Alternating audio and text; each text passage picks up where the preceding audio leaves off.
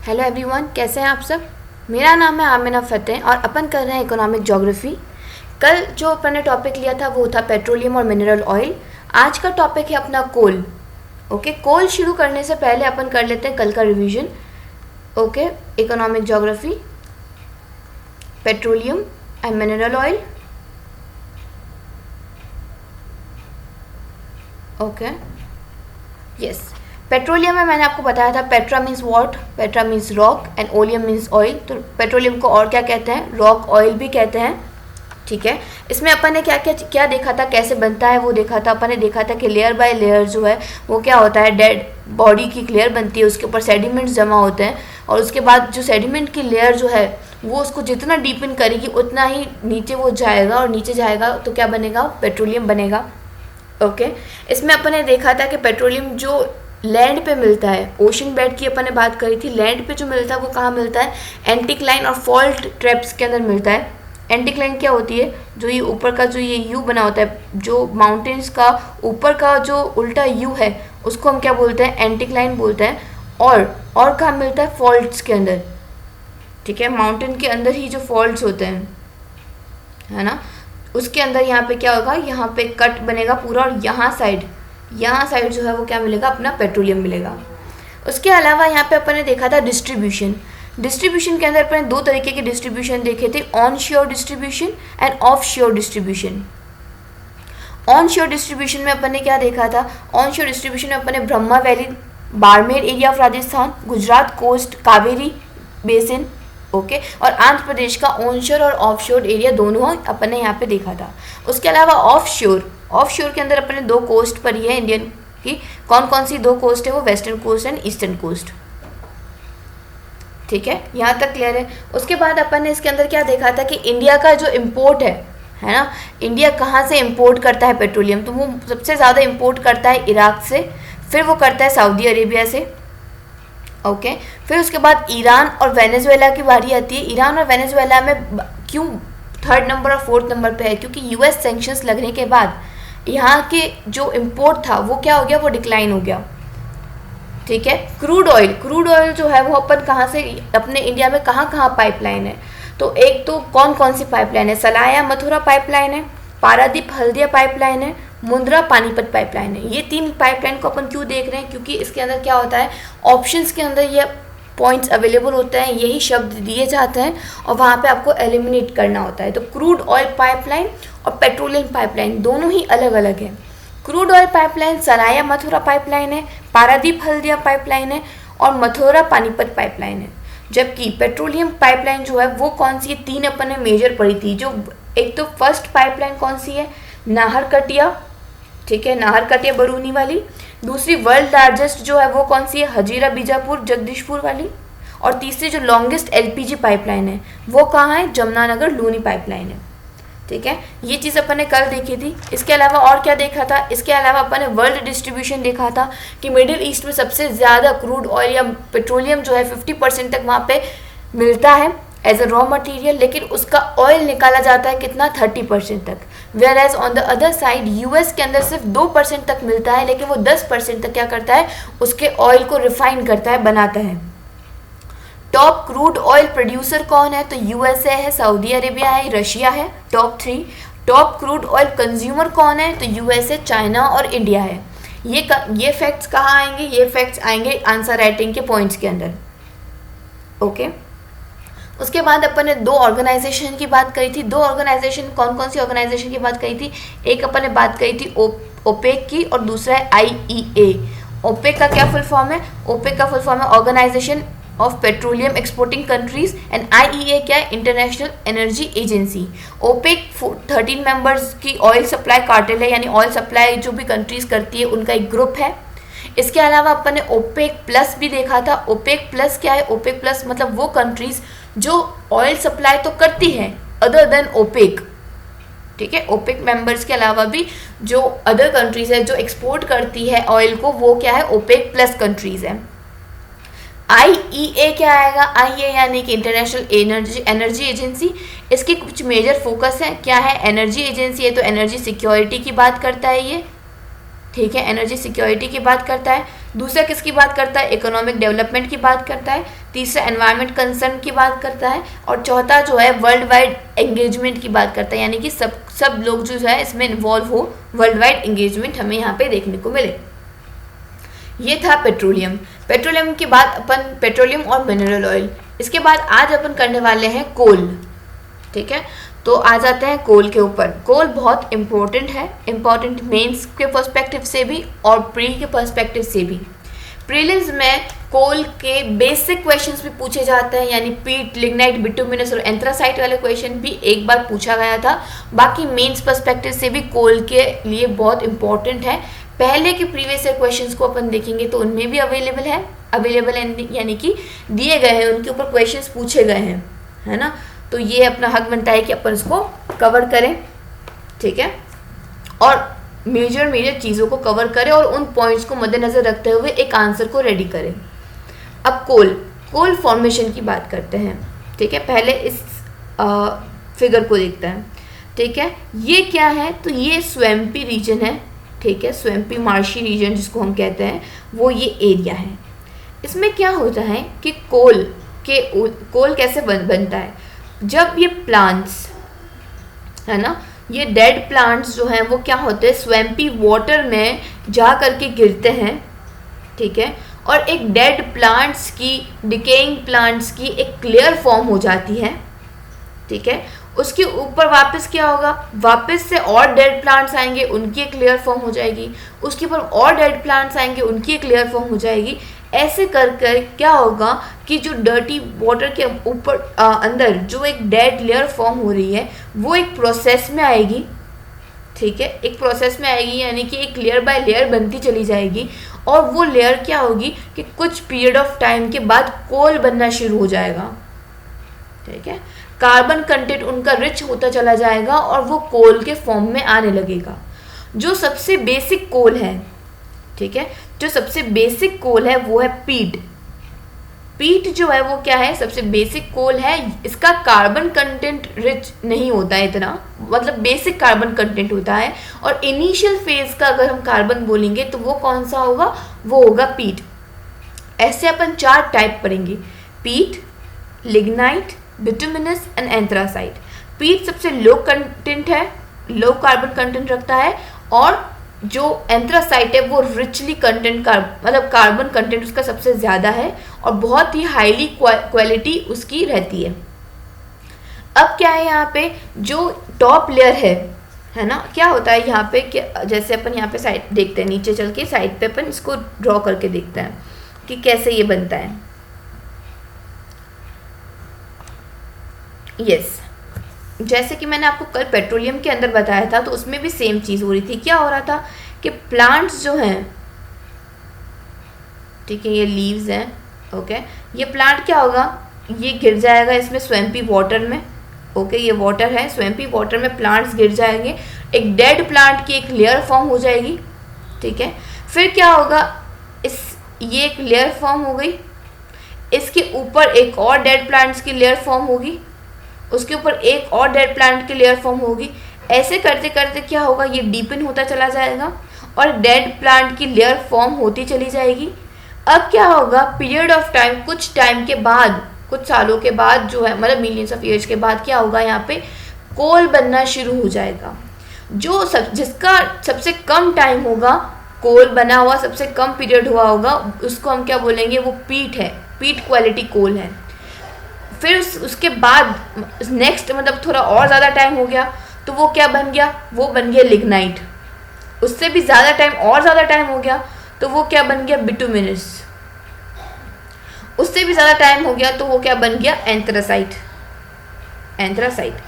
Highly carbon rich कौन है, anthracite है। पीट जो है वो लो कार्बन कंटेंट रखता है।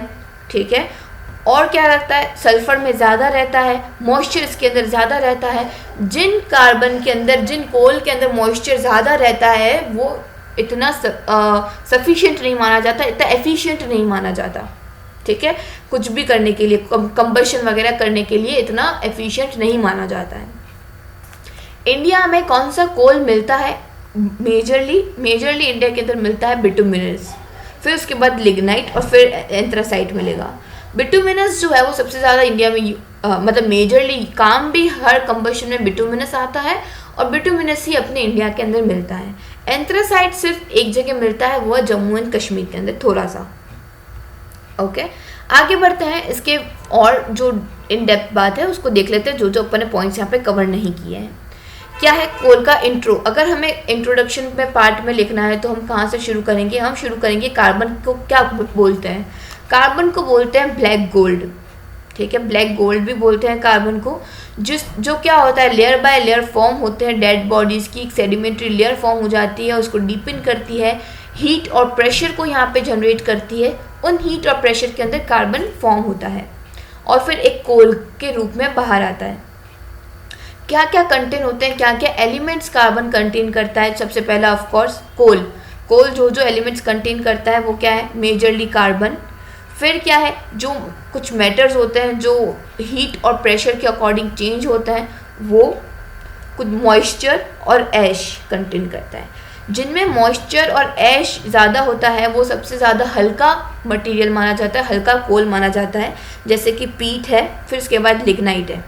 पीट जब हम जलाते हैं तो उसके अंदर ऐश भी बहुत ज़्यादा निकलता है, मॉइस्चर होता है, सल्फर ज़्यादा होता है, और क्या होता है, पॉल्यूशन भी वो बहुत ज़्यादा करता है। तो एनवायरनमेंट को ज़्यादा हार्म कौन सा कोल करेगा? पीट करेगा। कोल, अब अपन बात करते हैं कौन से पीरियड में कोल हमें सबसे ज़्यादा मिला। Carboniferous period. अपन जब geological scale, geological time scale जो अपन पढ़ते हैं ज्योग्राफी के अंदर, एनसीईआरटी की बुक में है, तो उसमें अपन क्या देखते हैं? Carboniferous period. कार्बोनिफेरस पीरियड के अंदर जो फॉरेस्ट एरियाज थे वो भी बहुत ज़्यादा इन्हेंस हुए, और उसके साथ साथ कोल जो है उस पीरियड में सबसे ज़्यादा हमें देखने को मिलता है। नीचे अब मैंने यहाँ पे टाइम स्केल भी लगाई हुई है, उसको भी अपन यहाँ पे डिस्कस करते हैं। पहले कुछ पॉइंट्स को यहाँ पे कवर कर लेते हैं। क्या होता है, यही सेम चीज़ मैंने आपको बता दी है, ये पॉइंट्स अपने कवर कर लिए हैं।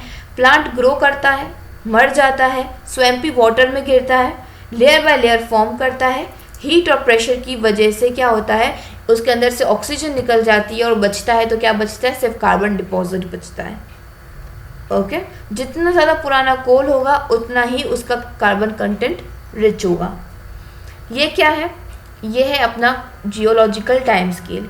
जियोलॉजिकल टाइम स्केल में अपन बात कर रहे थे कार्बोनिफेरस पीरियड की। फर्स्ट रेप्टाइल भी हमें इसमें देखने को मिले थे, ट्रीज, सीड फर्न्स, ये सब जो है हमें इसी पीरियड में देखने को मिले थे। इसके साथ साथ जो मेजर बात अपन कर रहे हैं वो है कोल। कोल भी जो है मेजरली इस कार्बोनिफेरस पीरियड में ही हमें देखने को मिला था। बहुत इंपॉर्टेंट जियोलॉजिकल टाइम स्केल है। जियोलॉजिकल टाइम स्केल प्री के पहले देख के ही जानी है, करके ही जानी है, क्योंकि इसके अंदर से भी क्वेश्चंस आते हैं।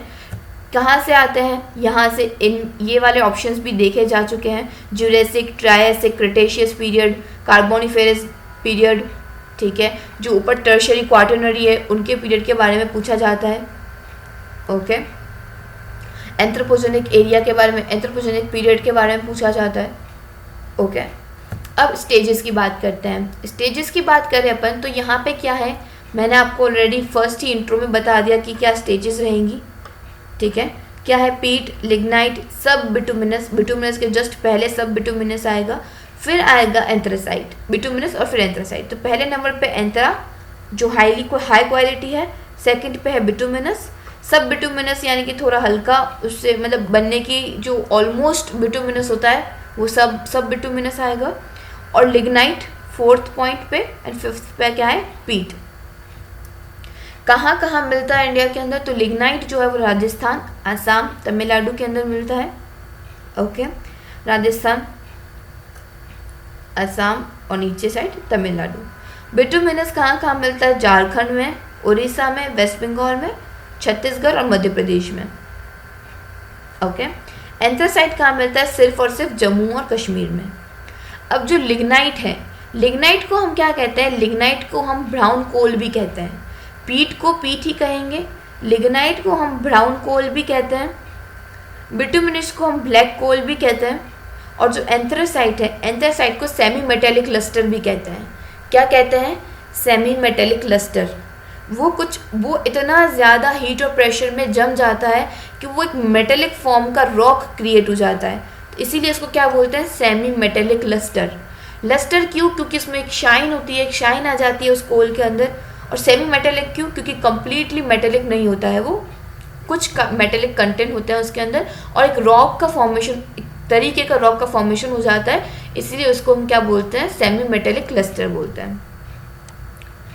अब बात आती है कोकिंग की और नॉन कोकिंग की। ठीक है, कोकिंग नहीं है ये, क्या है ये, कोकिंग है। ठीक है, क्या है, कोकिंग। अपन कहते हैं ना कोक, कोल से कोक भी होता है, फॉर्म बनता है, तो उसी कोकिंग की अपन यहाँ पे बात कर रहे हैं।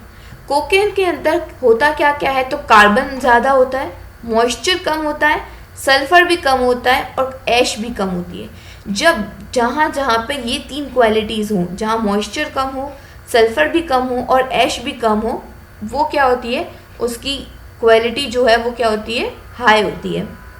ओके, ये कहाँ काम आता है, ये जो है कोक बनाने में काम आता है। ऐसा कॉइल, ऐसा कोल जिसके अंदर मॉइस्चर कम हो, सल्फर कम हो, ऐश कम हो, कार्बन का कंटेंट रिच हो, वो कोक बनाने में काम आता है। और कोक कहाँ काम आता है, कोक काम आता है हमें स्टील, आयरन और स्टील के प्रोडक्शन में। कोक बनता किससे है, बिटुमिनस कोल से बनता है। ठीक है, और कोकिंग जो है वो कैसे होती है, तो कोकिंग जो है वो यहाँ पे कोल की जो इम्प्योरिटीज़ है, यानी ये कोल है, कोल की इम्प्योरिटीज़ यानी कि उसके जो ऐश वगैरह है, सल्फर कंटेंट है, उसको यहाँ पे वो कम करता है, उसके मैटर्स को यहाँ पे कम करता है, और कार्बन की क्वालिटी को बढ़ाता है। तो वो क्या हो जाती है, कोकिंग हो जाती है, और कोक वहाँ पे बनता है, और कोक की वजह से क्या बनता है, स्टील प्रोडक्शन बनता है। स्टील, आयरन और स्टील के प्रोडक्शन में कोक काम आता है। अगर हल्का मटेरियल होगा, हल्का मटेरियल होगा तो क्या हो जाएगा कि वो सॉफ्ट बनेगा, प्रोडक्शन उसका सॉफ्ट होगा, जो आयरन स्टील का प्रोडक्शन है वो सॉफ्ट होगा, और वो जल्दी टूट जाएगा, या जो है वो उसका शेप वो बिगड़ जाएगा टाइम के साथ साथ। लेकिन अगर वही कोक जो है अच्छी क्वालिटी का होगा, अच्छा फॉर्मेशन होगा उसका, तो आयरन स्टील प्रोडक्शन में भी वो अच्छा वर्क करेगा, अपना एक मेजर रोल वहाँ पे प्ले करेगा, और प्रोडक्शन लंबे टाइम तक, मतलब जो प्रोडक्ट है, जो गुड है, वो क्या होगा, अच्छे टाइम तक चलेगा। दूसरी तरफ है नॉन कोकिंग। नॉन कोकिंग मतलब जो कोक के पॉइंट्स है उनको बस उल्टा कर देना है। यहाँ पे क्या होगा, यहाँ पे कार्बन ज़्यादा है, मॉइस्चर, सल्फर, ऐश कम है कोकिंग के अंदर, तो नॉन कोकिंग में क्या होगा, सल्फर ज़्यादा हो जाएगा, मॉइस्चर ज़्यादा हो जाएगा। ठीक है, और ये चीज़ जो है वो क्या है, फ़ायदा नहीं करेगी आयरन और स्टील के प्रोडक्शन के लिए, तो इसको आयरन स्टील के अंदर यूज़ भी नहीं करेंगे। पर ये नॉन कोकिंग कोल जो है वो कहाँ यूज़ होगा, वो यूज़ होगा पावर जनरेशन में। ओके, कोकिंग जो है, कोकिंग कोल है, वो कहाँ यूज़ होगा, स्टील प्रोडक्शन में, और जो नॉन कोकिंग कोल है वो कहाँ यूज़ होगा, पावर जनरेशन में। ठीक है, उसके बाद अपन यहाँ पे ये इस मैप में देख लेते हैं, जैसे कि यहाँ पे जम्मू कश्मीर वाला एरिया, मैंने आपको क्या बताया, कहाँ कौन सा मिलता है यहाँ पे कोल, बिल्कुल सही जवाब, एंथ्रासाइट मिलता है। ठीक है, फिर राजस्थान, गुजरात, लिग्नाइट मिलता है यहाँ पे। जो ये वाले एरिया है, मध्य प्रदेश, छत्तीसगढ़, झारखंड, वेस्ट बंगाल, उड़ीसा, महाराष्ट्र, तेलंगाना, नीचे आंध्र प्रदेश वाले एरिया हल्का थोड़ा सा है ना, तो ये वाले एरिया में हमें कौन सी मिलती है, हमें मिलती है बिटुमिनस। ठीक है, तमिलनाडु और इसमें असम में भी कुछ कोल डिस्ट्रीब्यूशंस है। ठीक है, अब आगे बढ़ते हैं, ये देखते हैं, जैसे कि ये मैंने आपको बताया, ये क्या है, ये है प्लांट्स का एक ऊपर की लेयर जो स्वैम्पी मार्शी वाटर के अंदर गिर जाते हैं, डेड प्लांट्स एक लेयर फॉर्म कर देते हैं, तब वहाँ पीट बनता है। पीट हाई हीट और प्रेशर के अंदर आता है तो लिग्नाइट बनता है, लिग्नाइट के बाद बिटुमिनस बनता है, फिर एंथ्रासाइट बनता है, और फिर यहाँ ये राइट जो हाई क्वालिटी रिच कंटेंट कोल बन गया है, कार्बन कंटेंट कोल बन चुका है। इसके डिस्ट्रीब्यूशन की अगर अपन बात करें तो ऊपर अपन ने देख लिया कि किस तरीके का डिस्ट्रीब्यूशन है इस मैप के अंदर, बट अगर हमें इसे दो में दो में अगर इसको फ्लो चार्ट खोलना है और दो में क्लासीफाई करना है तो क्या आएगा, गोंडवाना कोल और टर्शियरी कोल, इन दो क्लासिफिकेशन में हम आगे बढ़ेंगे। तो गोंडवाना कोल जो है वो क्या है, वो अपन बोलेंगे यंग एज का कोल है as compare to carboniferous. Carboniferous period बहुत पुराना है, उस वक्त का कोल बहुत ही ज़्यादा कार्बन कंटेंट है उसके अंदर बहुत रिच है वो, लेकिन अगर हम उसको एक तरफ रखें और दूसरी तरफ गोंडवाना कोल को रखें तो कंपैरेटिवली क्या है, कार्बोनिफेरस कोल जो है वो रिच है। ओके, और क्या है यहाँ पे गोंडवाना कोल का ये मतलब नहीं है कि वो एक पीट की तरह होगा, नहीं, वो तो एक स्टेज है, अलग अलग अलग अलग, ऐसा कुछ नहीं है। गोंडवाना कोल एक प्रॉपर कोल है, लेकिन ज़्यादा पुराना नहीं है, यंग एज का है, उसमें भी मॉइस्चर तो कम है, मॉइस्चर है ही नहीं इवन, ठीक है, और उसके अंदर है क्या, सल्फर और फॉस्फोरस, ठीक है। जो एकदम पुराना होता है कार्बोनिफेरस पीरियड वाला, उसमें सल्फर भी नहीं होता है, लेकिन इसमें क्या है, इसमें सल्फर है और फॉस्फोरस भी प्रेजेंट है। जबकि अगर आप दूसरी तरफ टर्शियरी कोल की बात करें तो टर्शियरी कोल के अंदर यहाँ पे क्या है, कार्बन भी कम है, मॉइस्चर और सल्फर ज़्यादा है। तो यही ये जो क्लासिफिकेशन है और इसमें जो डिफरेंसेस हैं वो कहीं ना कहीं सेम है। मॉइस्चर, सल्फर, ऐश, यही जो है इसके अंदर चेंजेस है, डिफ्रेंशिएट कर रहे हैं एक दूसरे को। मेजर कोल फील्ड कौन कौन सी है इंडिया की? मेजर कोल फील्ड्स हैं यहाँ पे सिंगरौली, करणपुर बोकारो, झारिया, रानीगंज, इब्ब एंड तालचर, पेंच एंड कन्हान, सिंगरानी जो कि गोदावरी वैली के अंदर है, दूसरा है लिग्नाइट, लास्ट जो तमिलनाडु, गुजरात और राजस्थान के अंदर मिलता है। तो ये मेजर कोल फील्ड्स हैं, सिंगरौली है, करणपुर बोकारो है, झारिया है, रानीगंज है, इब्ब और तलचर है, पेंच एंड कन्हान है, सिंगरेनी है और लिग्नाइट है। ओके, मेजर कोल फील्ड्स इंडिया की। अब बात आती है कि जब अपने पास इतना सारा कोल है, ये यहाँ पे कोल है, ऊपर है जम्मू कश्मीर में एंथ्रासाइट मिलता है, मेजरली बिटुमिनस मिल रहा है इंडिया के अंदर, इतने सारे कोल प्रेजेंट हैं, है ना, तो फिर हम इंपोर्ट क्यों करते हैं, कोल को इंपोर्ट क्यों करते हैं एक्सपोर्ट करने की बजाय? क्या ऐसी इम्पोर्टेंट क्या ऐसे अपने पास नहीं है चीज़ें, ठीक है, क्या ऐसे पॉइंट्स हैं जो नेगेटिव पॉइंट्स हैं जिनकी वजह से अपन इंपोर्ट करते हैं कोल को? तो वो यहाँ पे चार पांच अपन देखेंगे क्या क्या पॉइंट्स हैं। सबसे पहला क्या है कि अपने पास एक्सप्लॉइट करने के, यानी कि उसको कंप्लीटली यूटिलाइज करने के लिए क्षमता कम है, ठीक है। अपने पास ना तो बेहतर टेक्नोलॉजी है जिसको हम कोल को अंदर से निकाल सके और उसको और ज़्यादा एनहेंस करके, रिच करके अपन एक्सपोर्ट कर सकें, और क्या है, जो सिग्निफिकेंट पोर्शन है, यानी कि जो कोल रिजर्व्स जहाँ जगह है, जिन एरियाज़ के अंदर है, वो या तो माओइस्ट अफेक्टेड रीजन्स हैं या डेंसली पॉपुलेटेड रीजन्स हैं।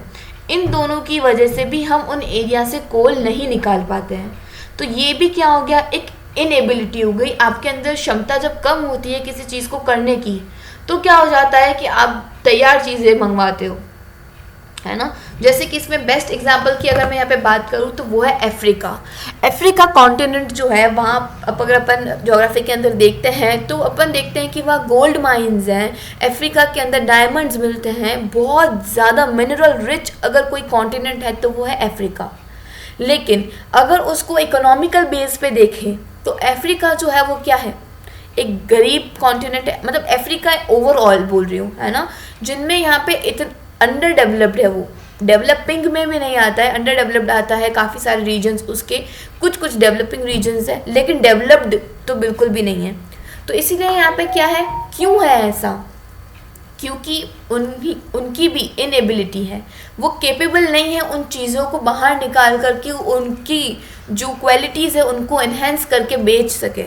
तो वही चीज़ अपने साथ हो रही है कि अपने पास भी कोल तो है लेकिन टेक्नोलॉजी नहीं है, जो रिजर्व्स है वो ऐसी जगहों पर नहीं है जहाँ से हम बाहर निकाल सके, पहला पॉइंट।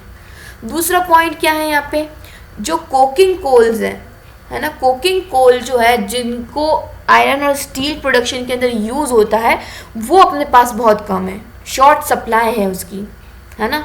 और शॉर्ट सप्लाई होने की वजह से जो आयरन और स्टील कंपनीज़ हैं, जो यहाँ पे फैक्ट्रीज़ हैं, उनको क्या करना पड़ता है, Australia, Canada, south Africa, Indonesia, वहाँ से क्या करना पड़ता है, वहाँ से इंपोर्ट करना पड़ता है। क्या करना पड़ता है, वहाँ से हमें कोकिंग कोल को इंपोर्ट करना पड़ता है। तो ये क्या हो जाता है, ये फिर से क्या हो गई बात, फिर से वही बात हो गई कि हमें क्यों इंपोर्ट करना पड़ रहा है, क्योंकि हमारे पास सप्लाई ही नहीं है इतने अप्रोप्रिएट नहीं है, इतना जो एडिक्वेट सफिशिएंट अमाउंट जितना होना चाहिए कोकिंग कोल का वो मौजूद नहीं है, इसीलिए हमें इंपोर्ट करना पड़ रहा है। कहाँ से इंपोर्ट करना पड़ रहा है? ऑस्ट्रेलिया से, कनाडा से, साउथ अफ्रीका से और इंडोनेशिया से। इंडोनेशिया में एंथ्रासाइट काफ़ी मिलता है, तो अगर हम यहाँ पे देखें कि जो हाईएस्ट क्वालिटी कोल कहाँ मिलता है तो वो मिलता है इंडोनेशिया के अंदर। जो यहाँ पे थर्ड पॉइंट है जो ये बताता है कि क्यों हम इंपोर्ट करते हैं और एक्सपोर्ट नहीं करते हैं, वो ये है environmental concern.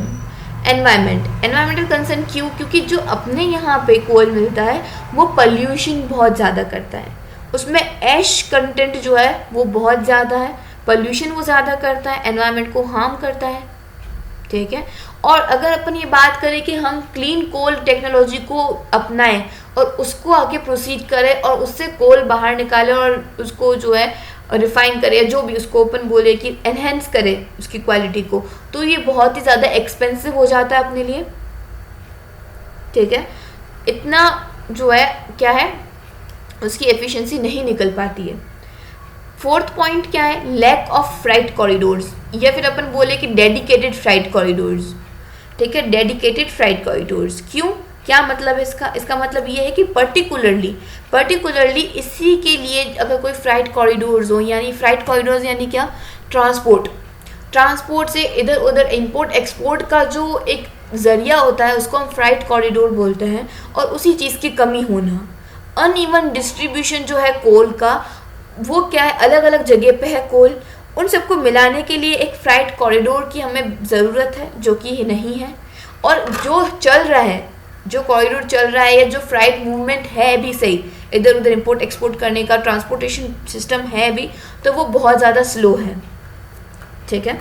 And last point क्या है कि जो डिमांड्स है, ठीक है, जो कोल की जितनी डिमांड है अपने कंट्री के अंदर, उतनी हम क्या नहीं कर पाते हैं, उनको फुलफिल नहीं कर पाते हैं।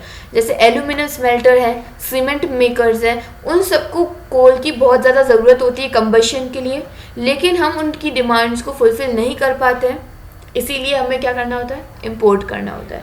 कौन कौन से पॉइंट देखे हैं देख लेते हैं जल्दी से, ठीक है। कौन कौन से ऐसे पॉइंट्स हैं जिनकी वजह से हमें इंपोर्ट करना होता है? तो फर्स्ट है टेक्नोलॉजी नहीं है अपने पास।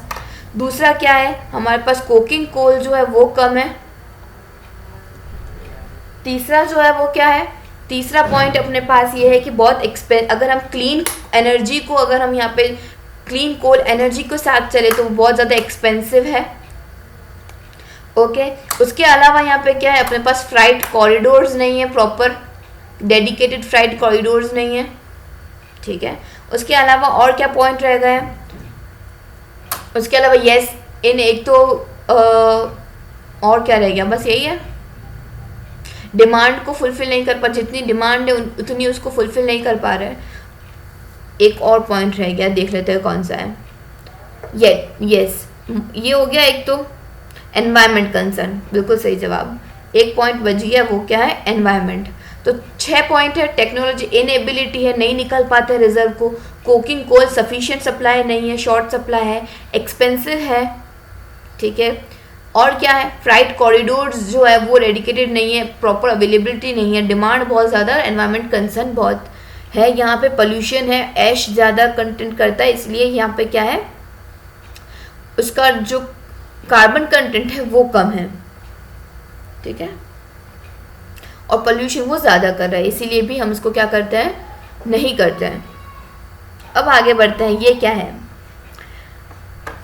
ये पॉइंट अपन देखते हैं यहाँ पे मेजर्स। अब अपन ने देखे कि क्या दिक्कत है, क्यों हम इंपोर्ट नहीं कर रहे हैं। उसके बाद अब अपन क्या देख रहे हैं? अब अपन ये देख रहे हैं कि क्या गवर्नमेंट मेजर्स जो हैं वो अपन यहाँ पे ले सकते हैं, क्या रिफॉर्म्स जो है वो कोल सेक्टर के अंदर आ सकते हैं जिसकी वजह से और जो प्रॉब्लम्स हैं उनको हम सॉल्व कर सकते हैं। तो गवर्नमेंट ने क्या किया? गवर्नमेंट ने 50 ब्लॉक्स जो हैं कार्बन के 50 ब्लॉक्स जो है वो प्राइवेट सेक्टर को ऑफर कर दिए कि आप इनको संभालो। क्योंकि प्राइवेट सेक्टर क्या करेगा? इन्वेस्टमेंट लाएगा, ठीक है, जैसे भी अपने तरीके आजमाएगा और उनके रिजर्व्स को यूटिलाइज करेगा जितने वो अनयूटिलाइज या अंडर यूटिलाइज्ड है ना। जो एंट्री नॉर्म्स है, यानी कि इस सेक्टर के अंदर आने के लिए जो एंट्री नॉर्म्स है उनको क्या करा? लिबरलाइज्ड किया। ब्लॉक्स को, जो प्राइवेट कंपनीज को ब्लॉक्स दिए हैं, उनके अंदर गवर्नमेंट ने क्या किया कि एक फिक्स्ड रेवेन्यू वहाँ पे फिक्स कर दिया, यानी कि एक फिक्स्ड कॉस्ट जो है रेवेन्यू की वो यहाँ पे जनरेट कर दी, जिससे कि क्या होगा, उस रिजर्व भी यूज होगा, यूटिलाइज होगा, और गवर्नमेंट के पास रेवेन्यूज भी आते रहेंगे, जिससे वो और भी दूसरे वर्क कर सकती हैं। ओके, उसके अलावा कौन सा पॉइंट है, उसके अलावा पॉइंट है कोल बेड मीथेन, बेड नहीं है, बेड है, ठीक है, यानी कि लेयर, कोल बेड मीथेन जिसका बाहर निकालना, ठीक है, यानी कि बाहर निकालने का राइट जो है वो इंडियाज कोल माइन को दिया है, ठीक है, इंडिया की कोल माइन को ये राइट दिया गया है कि वो कोल बेड मीथेन जो है वो निकाल सके, ठीक है, हर कोई नहीं निकाल सकता, लेकिन इंडिया का कोल माइन जो है ना, वो यहाँ पे कोल बेड मीथेन को यूज कर सकता है, निकाल सकता है बाहर। लास्ट अपन एक उसको कंक्लूडेड पॉइंट पे डाले, तो यहाँ पे कंक्लूडेड पॉइंट से जस्ट पहले का जो पॉइंट होता है जिसमें अपन फैक्ट्स डालने होते हैं, तो अगर फैक्ट की बात करें तो यहाँ पे क्या आएगा, टॉप प्रोड्यूसर और टॉप कंज्यूमर की अपन यहाँ पे बात करेंगे। टॉप प्रोड्यूसर कौन है? टॉप प्रोड्यूसर है कोल का वर्ल्ड के अंदर China, USA, India, Australia and Indonesia. China, USA, India, Australia and Indonesia, top 5 producers of the world, coal producers of the world, China, USA, India, Australia and Indonesia. Top consumers कौन है? जो consume करता है, China है first, second India है, USA है, Japan है and Australia है। China, India, USA, Japan and Russia जो है वो टॉप कंज्यूमर्स हैं। टॉप प्रोड्यूसर्स है China, USA, India, Australia and Indonesia. ये फैक्ट्स हैं, फैक्ट्स को डालना इज इम्पॉर्टेंट। फिर अपन कंक्लूडेड पॉइंट्स में क्या डाल सकते हैं, कंक्लूजन में अपन ये डाल सकते हैं कि और गवर्नमेंट क्या मेजर्स डाल सकती है, वे फॉरवर्ड आ सकता है यहाँ पे कि और क्या करना चाहिए, क्या रिजर्व्स को कैसे यूटिलाइज करना चाहिए, कैसे इंसेंटिव्स निकालने चाहिए, कितने नॉर्म्स को यहाँ पे जो है वो क्या लेजिटिमाइज करना चाहिए, और कितना ईज जो है वो बनाना चाहिए यहाँ पे इस प्रोसेस को, ताकि ज़्यादा से ज़्यादा एंट्री हो सके इस फील्ड में, और भी ज़्यादा इन्हेंस हो सके, उसको यूटिलाइज कर सके हम जितना अपने पास सफिशिएंट अमाउंट है। ओके, तो ये अपना हो गया कोल से रिलेटेड जो भी टॉपिक था, जो एक आंसर रेडी करना था हमें, वो कोल से अपन ने मेंस का आंसर रेडी कर दिया है। ओके, इससे रिलेटेड अगर कोई भी क्वेश्चन है तो आप कमेंट में पूछ सकते हैं, जो टेलीग्राम का ग्रुप है उसमें पूछ सकते हैं। ओके, कोल आज अपन ने कंप्लीट कर लिया। कल अपन ने किया था पेट्रोलियम और मिनरल ऑयल। अब नेक्स्ट आने वाला जो इससे इन दोनों के अलावा जो अब इम्पोर्टेंट टॉपिक होगा इकोनॉमिक ज्योग्राफी को लेकर के, वो अपन कल के लेक्चर में देखेंगे। Thank you so much, that's all for today's session.